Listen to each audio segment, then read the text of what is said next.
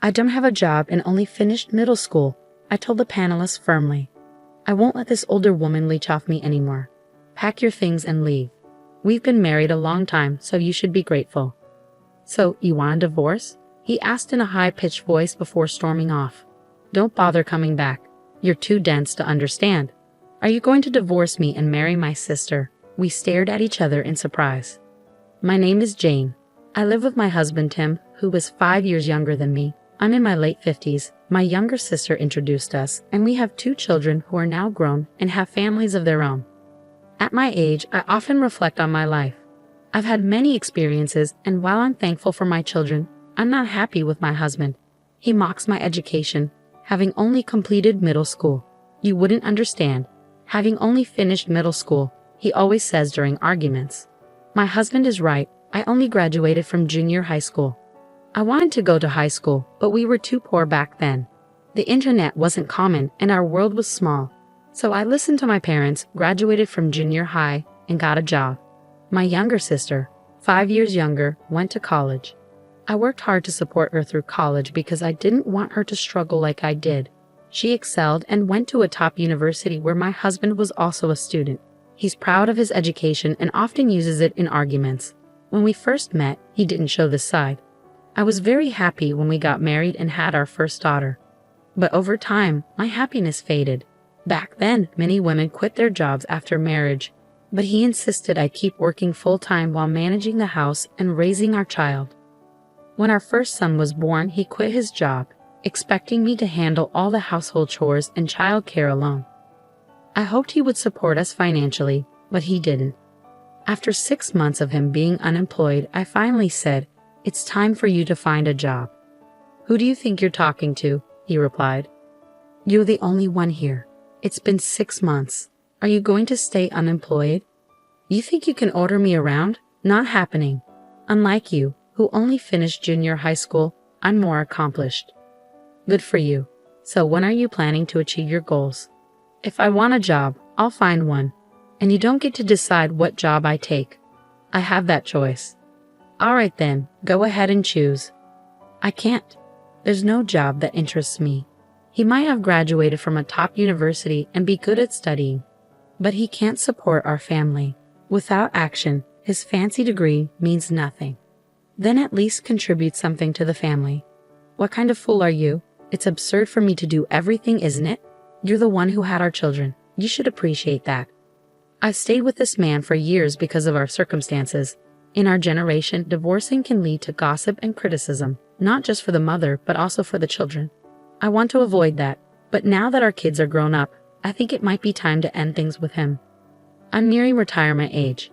Is it wise to consider divorce now? Just thinking about it makes my future seem brighter. Lately, I've been studying for my high school equivalency exam. With the kids grown, I have more time to focus on studying. I recently passed the exam, but I haven't told my husband. I know he would make fun of me if he knew. The other day, I got an acceptance letter. Soon after, my sister called me. "Hey, are you home?" "I'm on my way." "What's up?" "I'll explain when I get there." "All right, I'll be at the station. Unlock the door in 10 minutes. "Okay, see you soon." She hung up abruptly. 10 minutes later, my sister arrived. "What's wrong?" "How's your husband?" "We got divorced." "What? When did you get divorced?" "Oh, about 6 months ago." "I had no idea. I didn't tell you. By the way, do you have a spare room at your place?" "No, we don't." "Yes, you do. The kids are all grown up now." "Well, we kept their rooms just in case they visit." "So the guest room is free?" "Yeah, it is." "I'll stay there then." "Okay. I'm moving in today." "Wait, isn't this sudden?" "No, it's fine. Tim said it's okay." "Yeah, I told her she could come if she needed help," my husband added, returning from the convenience store. "Why decide that without discussing it with me? It's not right. Your sister needs help, Anju. That's why people like you who only finished middle school are clueless." "Exactly, she never helps anyone," Judy chimed in, siding with him against me. I knew she had always been like this. Despite my frustration, I did my best for her because she's family, but bitterness lingered. Eventually, I moved in with Judy, and I was the sole breadwinner while Judy and Tim did nothing all day. If you're going to stay here, at least pitch in. Why isn't Tim helping out or working? Oh, Jen, you've been obsessed with money ever since middle school. Must have been tough. I was shocked. Soon after, I noticed Judy and Tim spending a lot of time together. Their behavior bothered me the most. They seemed like lovers, though I doubted they were oblivious to it. I had to uncover the truth. I hired a detective agency and, as expected, a week later, I learned they were having an affair. When I told my children, they supported my decision to divorce. Now, I have no regrets.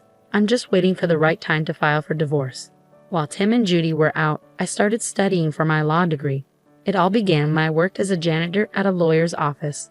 One of the firm's employees shared how he passed the bar exam at age 69, which inspired me deeply. I admired the idea of someone in their 70s taking on new challenges.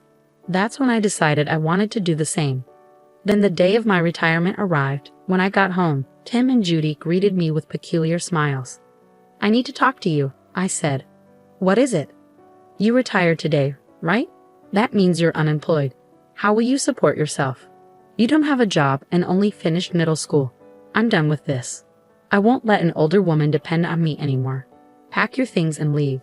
Be grateful we were married for so long." "So you want a divorce?" He left with a raised voice. "Don't bother coming back. You know what I mean. Should I spell it out for you? You're not smart enough to figure it out on your own. Are you planning to divorce me and marry Judy?" They exchanged surprised looks and burst into laughter again. "You already knew, so let's get this over with quickly.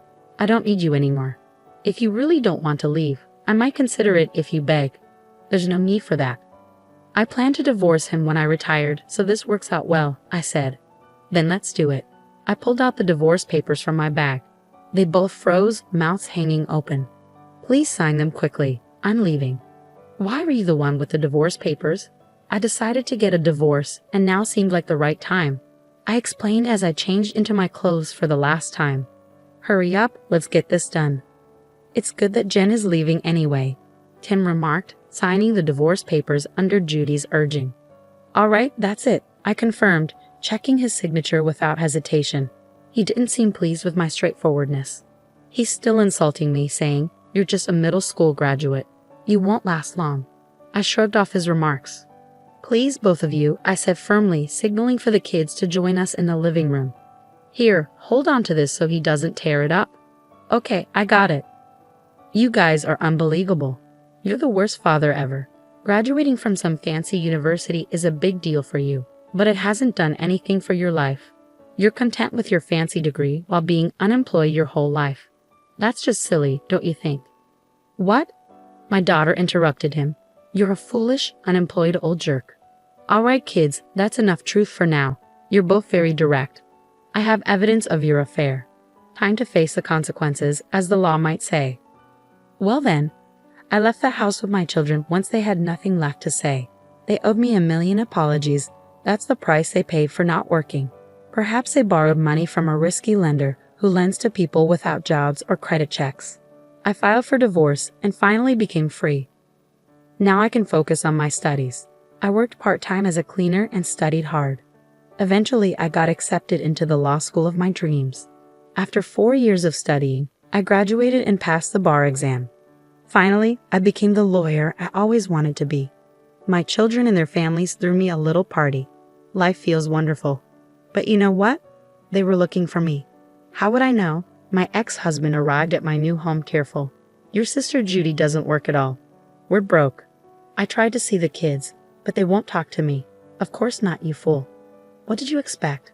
I told you I'd amount to something. All you had was a fancy college degree. It means nothing now. Don't belittle me. You're just trying to justify yourself. You never even finished middle school, for goodness sake."